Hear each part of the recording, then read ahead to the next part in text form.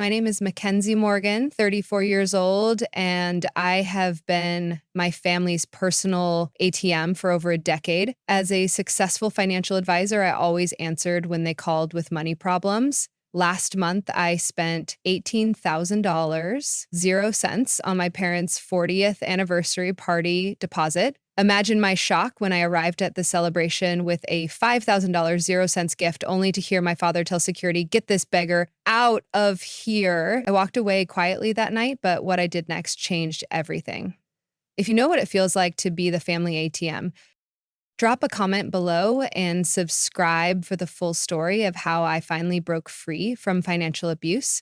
Growing up as the middle child between my golden child older sister Heather and my spoiled younger brother Eric was like existing in the shadows. My parents, Richard and Elizabeth Morgan, never tried to hide their favoritism. Heather was the beautiful one with her perfect blonde hair and cheerleader personality. Every accomplishment of hers was celebrated with parties and expensive gifts. Eric was the baby of the family, the only boy who could do no wrong despite his constant trouble with school and authority. Then there was me, studious, responsible, and always trying to earn the approval that seemed to come so easily to my siblings. When I brought home straight, as my mother would say, "That's expected of you, Mackenzie." When I won the state math competition in high school, my father merely nodded and asked if I could tutor Eric in algebra, since I was so good at it. I learned early that I had to work twice as hard for half the recognition.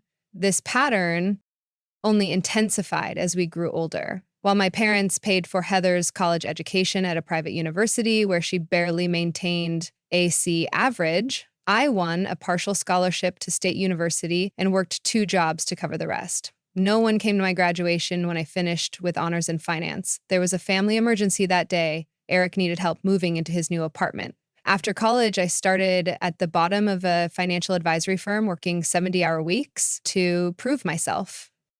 Within 5 years, I had built a client base that allowed me to open my own practice. My specialization in tech industry investments paid off in Seattle's booming market. By 30, I was making more money than I had ever imagined possible. That's when the calls started coming in more frequently. "Mackenzie, your father and I are struggling with a mortgage since he cut back his hours.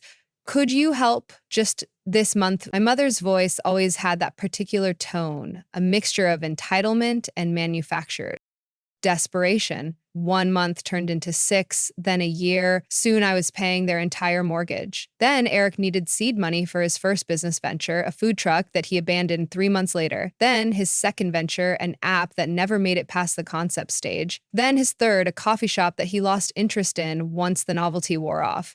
Heather's wedding was a financial nightmare. As maid of honor, I was expected to pay for the bachelorette party in Vegas for 8 women. When I mentioned my budget constraints, my mother pulled me aside. "Your sister only gets married once. Do you want to ruin her special day because you're being selfish with your money?" The pattern was clear. I was excluded from family gatherings unless they needed my checkbook. Last Christmas, I found out they had all gone to Aspen for a ski trip only when they posted photos on social media. When I called my mother to ask why I wasn't invited, she said, "We didn't think you'd be interested. You're always working." At 3 weeks. Later, Eric called because his car was being repossessed. I paid off the $12,000 0 cents loan. The anniversary party planning began 6 months ago. My mother called, unusually warm and friendly. "Mackenzie, dear, your father and I are celebrating our 40th anniversary this year. We want to have a special celebration at La Meone." La Meone was the most expensive restaurant in Seattle, famous for its private events and celebrity clientele. When I looked it up later, I realized the rental alone would cost thousands. "That sounds wonderful, Mom," I said, genuinely happy to be included in the planning. "We'll need your help with the deposit," she continued, her voice taking on that familiar, expectant tone. "It's $18,000, 0 cents, for the private dining room and initial catering commitment." I swallowed hard. That was a significant sum, even for me, but I wanted to be part of this family milestone. "Of course, I can help with that." "Perfect. I'll have the event planner call you for the credit card details. We're thinking about 60 guests. 60? It's quite a gathering. Who all is coming?" I asked, already calculating the final bill would likely exceed $50,000, 0 cents. "Just family and close friends," my mother replied vaguely. "We'll send you the details later." The details never came. Each time I asked about the event planning, my questions were deflected. Don't worry about it, Mackenzie, just focus on your work. We know how busy you are. 2 weeks before the event, I called my sister to ask what I should wear. Oh, Heather sounded surprised. Are you coming? I thought you'd be too busy. Of course I'm coming. I paid the deposit, I said, confusion evident in my voice. Right. Well, it's formal black tie. She quickly changed the subject. I spent the next week finding the perfect dress, a classic black Valentino that costs more than most people's monthly rent. I bought a set of matching PC Philippe watches for my parents. Knowing my father had always admired the brand but claimed it was too extravagant, the gift cost $5,000, 0 cents. But I wanted to see their faces when they opened it. The event was scheduled for Saturday, April 24th. As the day approached, I felt a familiar anxiety. Despite all evidence to the contrary, I still harbored hope that this time would be different. This time, I would be welcomed as a daughter, not just a financial resource. How wrong I was. April 24th arrived with perfect Seattle weather, a rare sunny spring day with clear blue skies. I spent extra time getting ready, having my hair and makeup professionally done. The stylist curled my chestnut hair into elegant waves that framed my face. My makeup was subtle but polished, highlighting my green eyes, the only feature my mother had ever complimented. The black Valentino dress fit perfectly, accentuating my figure without being flashy. I paired it with simple diamond studs and the sapphire pendant my grandmother had left me, the only family member who had ever shown me unconditional love. The gift box with the watches sat on my passenger seat, wrapped in silver paper with a blue bow. The Lame's Own was located in downtown Seattle, occupying the top floor of a historic building with views of Elliott Bay. I valeted my car and walked into the marble lobby, excitement and nervousness battling in my stomach. The elevator attendant nodded respectfully as I stepped in. Private event for the Morgans, I told him. Top floor, ma'am, he replied. When I reached the restaurant's entrance, a hostess in a sleek black uniform greeted me. The space behind her was transformed with elegant floral arrangements and soft lighting. I could hear the murmur of conversation and gentle classical music. Good evening. I'm here for the Morgan anniversary celebration, I said with a smile. She glanced down at her tablet, scrolling through what I assumed was the guest list. Her brow furrowed slightly. Your name, please. Mackenzie Morgan. I'm Richard and Elizabeth's daughter. She scrolled again, looking increasingly uncomfortable. I'm sorry, I don't see your name on our list. My smile faltered. There must be a mistake. I'm their daughter. I actually paid the deposit for this event. The hostess sends me an apologetic look. Let me check with the event coordinator. As she stepped away, I caught glimpses of the celebration through the partially open doors. The room was beautifully decorated with white roses and silver accents. I recognized my uncle Thomas laughing with a glass of champagne. My cousin Rebecca was taking photos near a large anniversary cake. Everyone was dressed elegantly, exactly as I had been told. The hostess returned with a woman in a tailored suit who introduced herself as the event coordinator, Ms. Morgan, I understand there's some confusion. Your name isn't on our approved guest list. That's impossible, I insisted, my cheeks beginning to flush with embarrassment. I'm their daughter. I paid the $18,000 0 cents deposit for this event. She nodded uncomfortably. Yes, we have record of your payment. However, the final guest list was approved by Mr. and Mrs. Morgan personally, and you're not on it. Perhaps there was a miscommunication. People were starting to look our way. I clutched my gift tighter, trying to maintain my composure. May I speak with my parents, please? I'll see if they're available, she replied. Disappearing through the doors, I stood in the lobby, acutely aware of being watched by the restaurant staff. Minutes ticked by. I saw more family members arrive, Heather and her husband with their 2 children, all dressed impeccably. She saw me waiting in the lobby, but quickly averted her eyes, hurrying past without acknowledgement. Eric arrived next with his latest girlfriend. He at least had the decency to look embarrassed when he spotted me, mumbling something to his date before they were quickly ushered inside. After 15 excruciating minutes, the doors opened again. Instead of the event coordinator, my parents emerged. My mother looked stunning in a silver gown, her blonde hair perfectly styled. My father was distinguished in his tuxedo, a crystal champagne flute in his hand. Mackenzie, my mother said, her voice low and irritated. What are you doing here? I stared at them in disbelief. What do you mean? It's your anniversary. celebration. I paid for it. My father glanced around, clearly concerned about making a scene. We appreciate the financial contribution, but this is a family-only event. The words hit me like a physical blow. I am family. I'm your daughter. You know what we mean. My mother sighed impatiently. This is for people who are actually involved in our lives. We didn't think you'd actually come. You're always working. I held out the gift box, my hand trembling slightly. I bought you something special. My mother didn't even look at it. You can send it later. This isn't a good time. Behind them, I could see curious faces watching the exchange. My Aunt Catherine looked concerned. Heather was whispering to her husband. Eric was studiously avoiding the scene.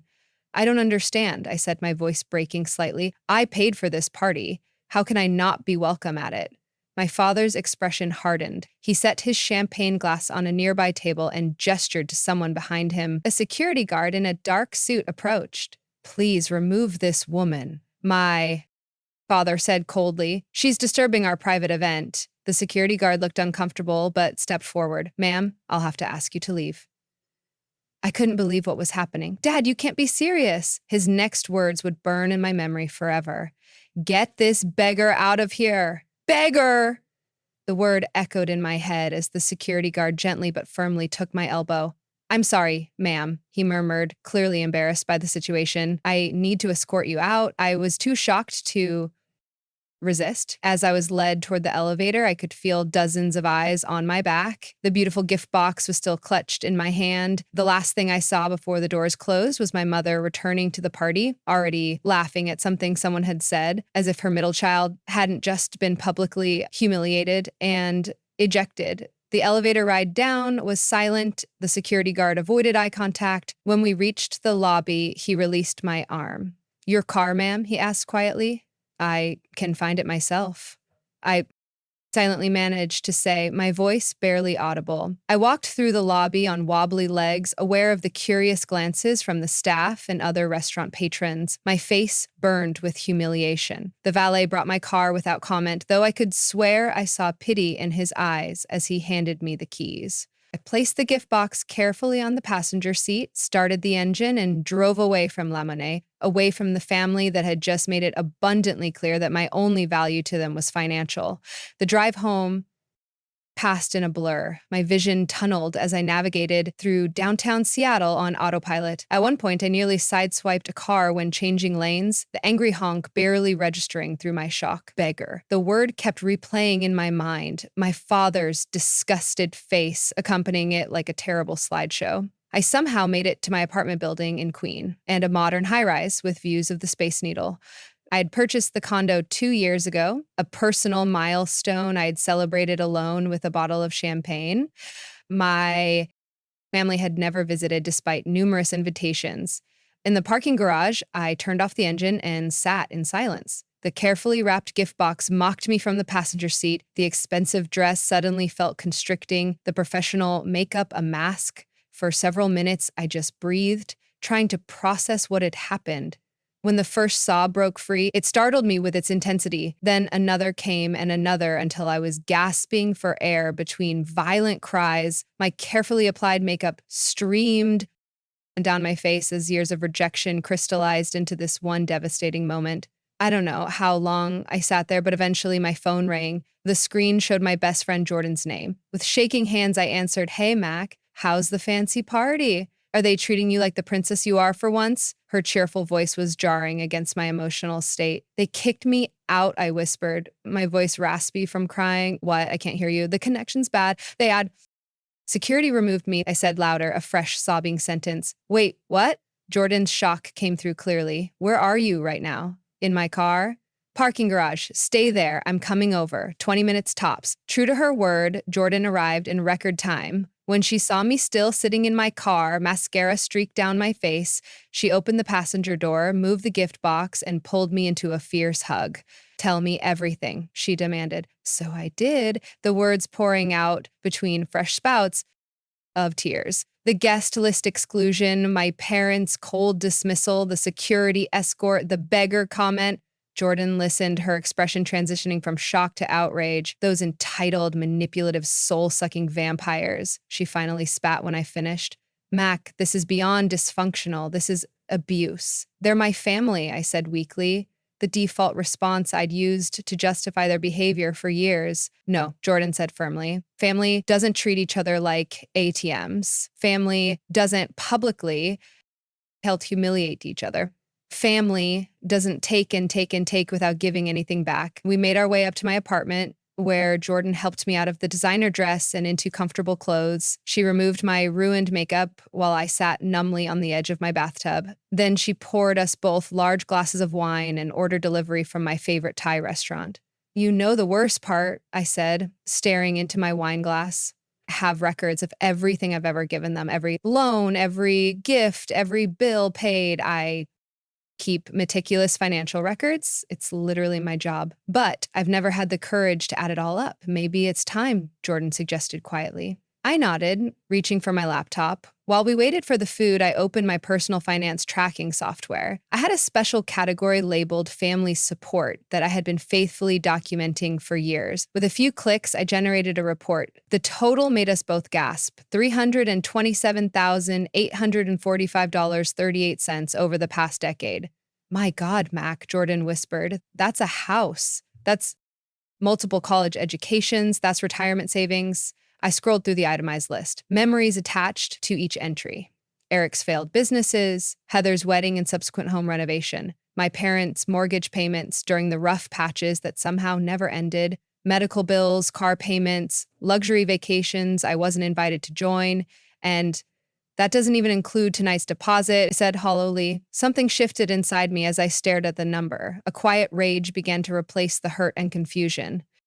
I opened my credit card app to check recent transactions and discovered something that made my blood boil. They're still using my card, I said in disbelief. Look at these charges from today. Additional catering, $4,500, 0 cents. Premium bar package, $3,200, 0 cents. Anniversary cake from Celebrity Bakery, $800, 0 cents. They didn't even tell me, I whispered. They just kept charging. On a hunch, I opened Instagram. Sure enough, Heather had already posted photos from the event. One showed my parents cutting the elaborate cake I had unknowingly paid for. The caption read, "Celebrating 40 years of the perfect love story with our tight-knit family. So blessed to have parents who taught us what unconditional love truly means." I scrolled through more photos. One showed Eric presenting my parents with what appeared to be plane tickets. His caption, "Alaska cruise for the anniversary couple. Can't wait to hear about your adventures." The cruise I had booked and paid for 3 months ago, presented as his gift. Another photo showed Heather's husband raising a toast to Richard and Elizabeth and the wonderful family vacation they're hosting for all of us in Disneyland next month. The Disneyland trip I had arranged and funded as a surprise for my niece and nephew, now being claimed by others. They're taking credit for my gifts, I said, my voice strangely calm now. They're using my money to buy themselves adoration. Jordan looked at the phone, then at me. What are you going to do? I closed the laptop and set down my wine glass. The hurt was still there, but now it was crystallizing into something harder, more resolute. I am done being their ATM. I slept surprisingly well that night, as if my body needed to shut down and process the trauma. When I woke up the next morning, the events of the previous night came flooding back, but the overwhelming emotion had been replaced by something else: determination. I showered, made coffee, and sat at my kitchen island with my laptop. It was Sunday, so my office was closed, but I texted my assistant Chloe, who had been with me for 5 years and knew more about my family situation than anyone except Jordan. Need your help with something personal. Can you come by my apartment around 10 o'clock? She replied immediately. Of course. Everything okay? It will be, I wrote back. While waiting for Chloe, I created a new spreadsheet. This one wasn't just a record of past transactions, but a comprehensive list of all current and future financial commitments I had made to my family. 1, $18,000, 0 cents anniversary party deposit at Les Millon already paid. 2, $1,200 for Alaska cruise anniversary gift paid. Coaching schedule for June. 3, $9,000, 0 cents for Heather's family trip to Disney, paid schedule for May. 4, $1,500 business loan to Eric, funds transferred but not yet used. 5, $8,000, 0 cents country club membership renewal for parents due next week. Total current obligations, $62,000, 0 cents. I stared at the number, thousands, that was more than many people made in a year, and it represented just the current commitments, not the hundreds of thousands already spent. When Chloe arrived, her eyes widened at my appearance. Despite the shower and coffee, I clearly looked rough. "What happened?" she asked, setting down her laptop bag. I told her everything, keeping my voice steady and factual. Chloe had witnessed many phone calls from my family over the years, always about money, always urgent. She had seen me drop everything to wire funds or make calls on their behalf, but even she was shocked by the anniversary party story.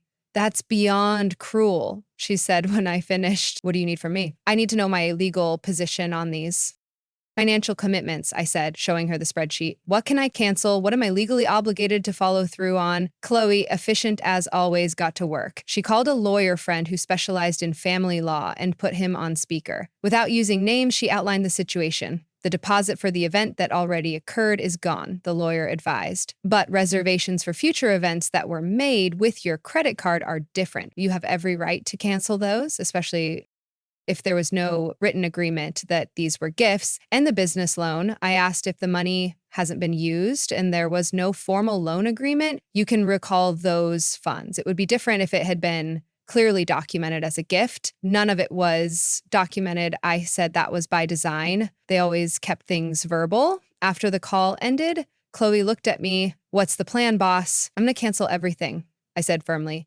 "Every reservation, every payment, every future commitment, and I'm going to document of exactly how much I've given them over the years. So when they inevitably come asking for more, I have a clear record to show. They'll be furious," Chloe warned. "I know," I said quietly, "but I can't keep doing this. Last night made it clear that no amount of money will ever buy their love or respect.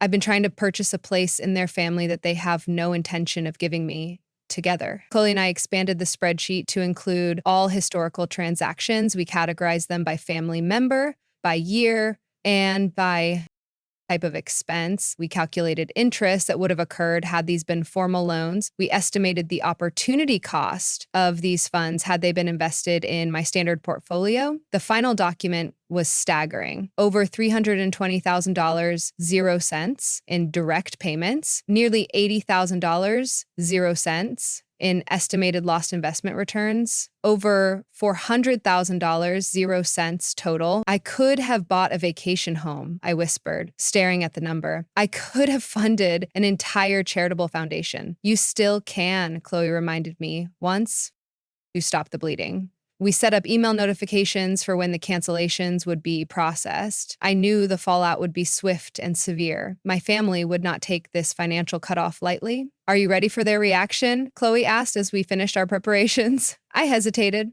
For a moment, the familiar guilt and obligation surfaced. Images flashed through my mind. My mother's tears, my father's anger, my siblings' accusation, the family bonds, however dysfunctional, that had defined my entire life. Then I remembered standing in that restaurant lobby, the security guard's grip on my elbow, my father's voice. "Get this beggar out of here." "Yes," I said, my resolve hardening. "I'm ready." Monday morning arrived with a sense of purpose I hadn't felt in years. I had made my decision, and now it was time to execute my plan. With the same methodical precision I applied to my professional life, my first call was to La Maison. I asked for the event manager who had handled my parents' anniversary. "Morgan, how can I help you?" she asked, her voice cautious. She clearly remembered the previous night scene. "I'd like to discuss the charges to my credit card from last night's event," I said calmly. "Yes." The final bill came to $23,475, 0 cents, including the additional services requested on site. "The charge will process today." I did not authorize those additional charges. I stated I approved only the initial $18,000, 0 cents deposit. Furthermore, I was refused entry to the event despite funding it. There was an uncomfortable pause. "I see. This is unusual. What would you like us to do?" "I will not dispute the initial deposit," I said, "but I want the additional charges canceled immediately, and I'd like the record to show that the remainder of the bill should go to Richard and Elizabeth Morgan directly." "I understand," she said carefully, "and the deposit." I had considered demanding it back, but something else occurred to me. "Please redirect the deposit as a donation to Seattle Children's Hospital. I'd like the donation to be anonymous. Can you arrange that? She sounded surprised but pleased. Yes, we can definitely do that. I'll email you confirmation once it's processed. Next, I called the cruise line. The Alaska voyage was scheduled for June, a 7-day luxury trip I had booked for my parents' anniversary gift. I need to cancel a reservation, I told the customer service representative. Booking number AC7899542. The Alaska Glaciers Deluxe Package for two. This is a premium reservation with a strict cancellation policy. There will be a fee. That's fine, I replied. Please process the cancellation and refund the remaining amount to my original payment method. And should we notify the travelers of the cancellation? I considered this. No, that won't be necessary. I'll handle that personally. The Disney trip cancellation was next. This one was harder emotionally as I pictured my niece and nephew's disappointment. They were innocent in all this, but I couldn't separate them from their mother's behavior. Still, I made a mental note to perhaps send them gift cards directly for their birthdays. I need to cancel the Morgan family package at Disney World, May 15th to 20th. I told the Disney representative. Of course, the cancellation fee is 20% of the package price. That's acceptable. I said for Eric's business loan, I contacted my bank and explained that I needed to freeze the funds in the business account I had set up. Since the account was in my name with Eric as an authorized user, I had the right to restrict access. The funds haven't been touched yet, the bank manager confirmed. We can freeze the account immediately. Please do, I said, and send me confirmation when it's done. The country. Club membership renewal was the easiest. A simple call to the membership office. I won't be renewing the Morgan family membership this year. Miss and Mrs. Morgan have been members for 8 years, the membership director noted. They'll be disappointed. I'm sure they will, I replied, feeling nothing. By noon, all cancellations had been processed. The only thing left was to prepare for the inevitable backlash. I drafted a simple automatic reply for my family's numbers. Financial services permanently discontinued. All inquiries will be directed to this automated response. I scheduled it to activate at 5:00 p.m., giving the various organizations time to process the cancellations and potentially notify my family. Then I blocked their numbers temporarily, not permanently, as I wanted to see their reactions. But I needed a buffer to prepare myself. That evening, Jordan came over with takeout and wine to provide moral support. It's done, I told her as we sat on my balcony overlooking the Seattle skyline. Everything's canceled. How do you feel? She asked. I considered the question carefully. Lighter. Like I put down a burden I've been carrying so long I forgot what it felt like not to have it weighing me down. Any regrets? Not about the money, I said honestly. But I'm sad about what this reveals, that after all these years, all these sacrifices, they never really saw me as family, just as a resource. Jordan raised her glass to your Independence Day. I clinked my glass against hers to boundaries. We were halfway through dinner when my phone began to vibrate continuously. I had set it to silent but left it face up on the table. The screen lit up with notification after notification. Missed call from mom, missed call from dad, missed call from Heather, text from Eric. What the hell is going on with the business account? Missed call from mom, voicemail from dad, text from Heather. The Disney reservation is showing as can-led. Fix this now. Missed call from mom. Missed call from mom. Email from dad. Call immediately. Emergency. The notifications kept coming, increasing in frequency and urgency. Within 20 minutes, I had 36 missed calls. Wow, Jordan said, watching the phone vibrate itself almost off the table. That didn't take long. I felt strangely calm as I watched the digital meltdown. They must have all found out at once. Are you going to respond? I shook my head. Not tonight. They need to sit with this feeling for a while. The feeling of having something they were counting on suddenly pulled away without explanation. Jordan gave me a look of admiration. You're handling this like a boss. I am a boss, I replied with the first genuine smile I'd felt in days. It's about time I remembered that. We finished dinner and Jordan left around 9:00 p.m. I took a long bath, ignoring the continuing notifications from my phone. I slept deeply for the second night in a row, unburdened by the weight of impossible expectations. The pounding on my door started at 7:00 a.m.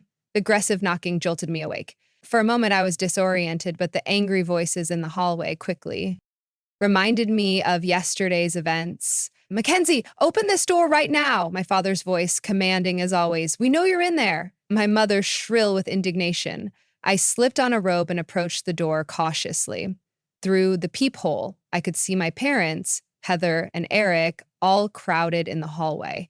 Their faces were contorted with anger, my father's complexion approaching dangerous levels of red. I took a deep breath and opened the door. What is the meaning of this? My father demanded, pushing past me into the apartment without waiting for an invitation. The others followed, creating a semicircle of fury in my living room. Good morning to you too, I said calmly, closing the door.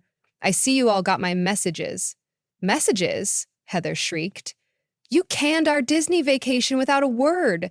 Jack and Emma have been looking forward to this for months. The cruise line called us, my mother added, her voice trembling with what I now recognized as manufactured emotion. They said our anniversary cruise was canceled. We'll be humiliated in front of our friends. We already announced it at the party. Eric stepped forward, his face twisted with self-righteous anger. You froze the business account. I have suppliers waiting for payment. You've destroyed my reputation. My father's voice cut through the cacophony. Fix this now. Whatever game you're playing stops immediately. They all stared at me expectantly, confident in their collective ability to bring me back in line. In the past, it would have worked. The guilt, the obligation, the desperate need for approval would have had me reaching for my phone to undo everything. But something had fundamentally changed inside me. No, I said simply. The single word landed like a bomb in the room. There was a moment of stunned silence before they all started talking at once again, voices rising in pitch and volume. You're clearly having some kind of breakdown, my mother declared. This is why you're always alone, Heather snapped. You're unstable, I'll sue you, Eric threatened. That money was promised to me. My father stepped close, using his height to try to intimidate me, as he had when I was a child. You will fix this mess right now, or you are no longer part of this family. I laughed then, a genuine laugh that stopped their tirade in its tracks. Not part of the family? When was I ever part of the family? When you needed your mortgage paid, when Eric needed another failed business funded, when Heather wanted a fairy tale wedding? That's not family. That's exploitation. I walked to my desk and picked up the printed spreadsheet and I had prepared. In the past 10 years, I have given this family $327,845.38. That doesn't include the additional $62.00, zero in current commitments I just canceled. I handed the document to my father, whose hand took it automatically. Everything is itemized there. Every payment, every gift, every loan that was never repaid, plus the calculated interest and opportunity cost. They stared at the paper, momentarily silenced by the staggering figure. Where are your family? My mother finally said, as if that explained and excused everything. Family doesn't have security. Remove me from an event I paid for, I replied evenly. Family doesn't call me a beggar. My father's head snapped up. You're being oversensitive. It was a misunderstanding. I walked to my phone and played the recording I'd made in my car after leaving the restaurant, my voice tearfully recounting exactly what had happened. Every word still fresh in my memory. Get this beggar out of here, my father's voice perfectly captured. Heather at least had the decency to look uncomfortable. Eric studied his shoes. My mother's expression hardened. You're taking things out of context, she insisted. Your father was upset. You're right, I have been taking things out of context for years, I agreed. I've been interpreting financial exploitation as love. I've been mistaking my usefulness for belonging. That stops now, so what? You're just cutting us off, Eric demanded after everything we've done for you. I turned to him, genuinely curious. What exactly have you done for me, Eric? He opened his mouth, then closed it again, unable to cite a single example. This is how it's going to be, I said, addressing all of them. I will no longer provide financial support of any kind to any of you. No loans, no gifts, no payments. You're all adults with jobs, homes, and resources. Figure it out. You'll change your mind, my father said dismissively. You always do. Not this time, I replied. This time, I have something worth more than your approval. My self-respect. You're being selfish, my mother accused, after all we've sacrificed for you. What sacrifices, Mom? Please enlighten me. When did any of you ever put me first? When did you ever show up for me when I needed emotional support, not just to collect a check? The silence was damning. You need help, Heather finally said. Professional help on that. We agree, I replied. I started therapy last week. My therapist has a term for what's been happening: financial abuse. That's ridiculous. My father scoffed. You're the one cutting off your family when we need you. Need my money, I corrected. Not me. Never me. The conversation devolved from there. Threats were made, tears were shed. My character, mental health, and moral fiber were all called into question. I remained calm, repeating my position clearly each time they tried to find a crack in my resolve. After nearly an hour of emotional battering, they finally realized I wasn't going to cave. This isn't over, my father declared as they moved toward the door. You'll regret this decision. I already regret the past 10 years, I replied honestly, but I won't regret today. As they filed out, my mother turned back with one final attempt. What will people think when they hear how you've abandoned your family? I don't know, Mom. What did they think when they watched you have security escort me out of a party I paid for? She had no answer for that. After they left, I leaned against the closed door, expecting to feel devastated. Instead, I felt strangely peaceful. The confrontation had been ugly, but necessary. The threats and manipulation that had worked so effectively in the past now seemed transparent and pathetic. My phone pinged with a text. I braced myself for more family drama, but it was from my cousin Rebecca. I saw what they did to you at the party. It was cruel and wrong. I wanted to say something, but was too cowardly. I'm sorry. For what it's worth, I'm proud of you for finally standing up for yourself. It was the first genuine expression of support I'd received from any family member. I texted back a simple thank you. That means a lot. Perhaps I wasn't completely alone in the extended family after all. It was a small comfort, but real. And reality, however painful, was better than the illusion I'd been living in for so long. 6 months passed like a dream. Fall arrived in Seattle, painting the city in rich oranges and reds. The crispier a metaphor for the clarity I'd found in my life. The immediate aftermath of the confrontation had been challenging. My family had tried various approaches to regain their financial foothold in my life. My father sent formal emails demanding repayment for all they had invested in raising me. My mother left tearful voicemails about medical issues that mysteriously resolved when I didn't respond. Eric claimed his business was failing because of me. Heather sent photos of her disappointed children, captioned with guilt-inducing messages about their canceled Disney trip. I maintained my boundaries through it all, focusing instead on my own healing journey. Dr. Melissa Chin, my therapist, had been instrumental in that process. Our weekly sessions helped me unpack decades of emotional manipulation and recognize patterns I'd been blind to. Family systems like yours don't develop overnight, she explained during one particularly insightful session. Your role as the provider was established early and reinforced consistently. Breaking free requires not just setting boundaries, but maintaining them through the inevitable pushback. The pushback had indeed been fierce. Flying monkeys were deployed, distant relatives and family friends calling to tell me how devastated my parents were, how I needed to reconcile before it was too late. I politely but firmly ended these conversations, refusing to justify my decisions to people who had watched the exploitation for years without comment. My professional life flourished as I redirected energy previously consumed by family drama. I expanded my client base, hired 2 new advisors, and was featured in a financial magazine as one of Seattle's top wealth management specialists.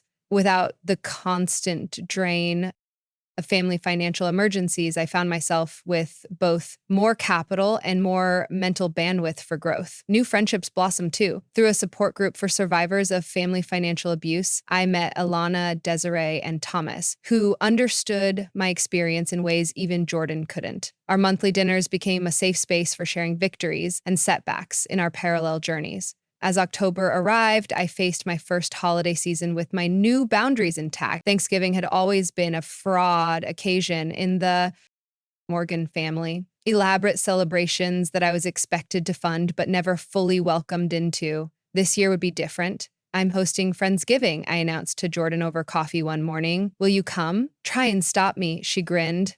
Who else are you inviting? The support group crew, some colleagues, Chloe and her husband. And actually, my cousin Rebecca reached out again. After her initial text of support, Rebecca and I had cautiously reconnected. She shared that my parents had spent years controlling the family narrative about me, painting me as cold, work obsessed, and uninterested in family bonds. My public disinheritance, as they characterized it, had created fissures in the extended family, with some questioning the established narrative for the first time. Rebecca said she and her husband want to come, I continued, and possibly my Aunt Catherine, your mom's sister. Jordan raised an eyebrow. Brave woman. Apparently, she and mom aren't speaking anymore. Catherine called her out about what happened at the anniversary party. The friends' dinner was a revelation. 16 people gathered in my apartment, none demanding anything from me except conversation and connection. Rebecca brought a homemade pumpkin pie and a decade of family gossip I'd been excluded from. Aunt Catherine arrived with an envelope. I should have given you this years ago, she said privately as guests mingled around us. Your grandmother asked me to pass it along after she died, but your mother convinced me to wait until you were more stable. She made air quotes around the last words, her disgust with the manipulation evident. Inside was a letter and a bank statement. I read the letter with growing amazement. My dearest Mackenzie, my grandmother had written, you have always been special to me. Your intelligence, your kindness, your resilience. I see how your parents failed to appreciate these qualities, too blinded by their own needs to recognize your worth. I am leaving you this separate inheritance directly. Your mother doesn't know about it. Use it to build the life you deserve, not the ones they demand from you. I was waiting for you to stand up for yourself. When you do, Catherine will give you this letter. I have faith that they will come. All my love, Grandma Eleanor. The bank statement showed a trust in my name worth $175,000, 0 cents. It had been accumulating interest for 7 years since her death. She knew, I whispered to Catherine. She saw what was happening. Eleanor was nobody's fool, Catherine replied. She saw everything clearly, including your strength. She knew you'd break free eventually. News about my family trickled in through Rebecca and other channels. Without my financial support, certain realities had come crashing down. My parents had been forced to downsize from their large home to a condo. Eric's latest business venture had failed spectacularly without my emergency infusions of cash.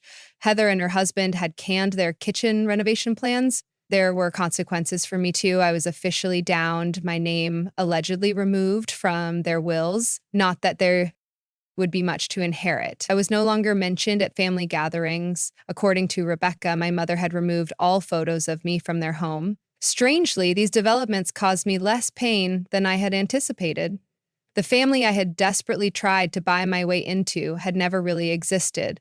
The love I had sought had always been conditional, based on what I could provide rather than who I was. And in December, I received an unexpected message from my father. Unlike the angry demands of previous communications, this one was brief and subdued. Your mother and I are having coffee at Westlake Center tomorrow at 2. If you're available, we'd like to talk. I discussed it with Dr. Chin in our session that afternoon. What do you want to do? She asked. Part of me is curious, I admitted. Another part is afraid they'll try to pull me back in somehow. Those are both valid feelings. What boundaries would you need to make this meeting feel safe? I considered this carefully. Public place, limited time. No financial discussions, those sound like healthy boundaries. She nodded. Remember, you can leave at any time if they're not respected. I agreed to the meeting with clear parameters. 30 minutes, no discussion of money, public location only. My parents looked older when I saw them. My father's confident posture diminished, my mother's designer clothes replaced by more modest attire. For a moment, I felt the old pull of guilt and responsibility, but I breathed through it, as Dr. Chin had taught me. Thank you for coming, my father said, uncharacteristically subdued. The conversation that followed was stilted and superficial, weather, current events, careful avoidance of anything meaningful. Finally, as our agreed-upon time neared its end, my mother reached across the table. We miss you, Mackenzie. I met her eyes directly. Do you miss me, or what I provided? She withdrew her hand. My father cleared his throat. We've had to make some adjustments, he acknowledged. It's been challenging. I imagine it has, I said neutrally. Your sister's children ask about you, my mother added, especially at Christmas. I thought about Jackson and Emma. Innocents in the adult drama, they can call me anytime. They're welcome in my home without their parents. My mother's tone sharpened. My boundaries haven't changed, I replied calmly. I'm open to rebuilding relationships, but not financial relationships.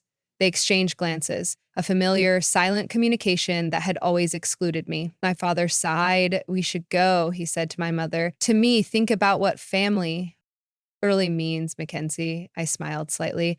I have every day for the past 6 months. As they walked away, I realized something profound. Their power over me was gone, not just financially, but emotionally. Their approval, so desperately sought for decades, no longer determined my worth. That evening, I hosted a holiday party in my apartment. Friends, colleagues, my growing circle of chosen family gathered to celebrate. Chloe brought her new baby. Jordan announced her engagement. Thomas from the support group shared that he'd finally sold his novel. As I looked around at these people who valued me for who I was, not what I could provide, I felt my grandmother's presence. She had seen this day coming. She had believed in my strength when I couldn't see it myself. The inheritance she'd left me remained largely untouched. I had established a small foundation with a portion of it providing educational grants to young people estranged from family support systems. The rest waited for a purpose worthy of her faith in me. My phone buzzed with a text from Rebecca. Proud of you for today. Boundaries intact. Eleanor would be beaming. I smiled and rejoined my guests. The apartment was warm with conversation and laughter, decorated with lights that reflected in the windows overlooking the Seattle skyline. This was what real family felt like: chosen, reciprocal, unconditional. The journey hadn't been easy. There would be more challenges ahead, more boundary tests, more moments of doubt, but I had found something more valuable than approval, more enduring than the false security of dysfunctional bonds I had found myself. Have you ever had to set difficult boundaries with family or friends who saw you as an ATM rather than a person? Share your experience in the comments below. And if this story of breaking free from financial abuse resonated with you, please like, subscribe, and share with someone who might need to hear it. Remember, your worth isn't measured by what you provide others. It's inherent in who you are. Thank you for being part of this journey with